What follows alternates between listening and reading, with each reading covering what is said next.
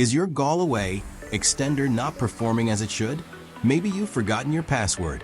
In this quick guide, we'll show you the simple steps to factory reset your Galaway Range extender. Let's get started. Step 1. Locate the reset button.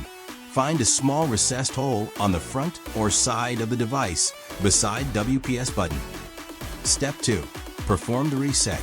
First, plug in Galaway Range extender to power and turn on it.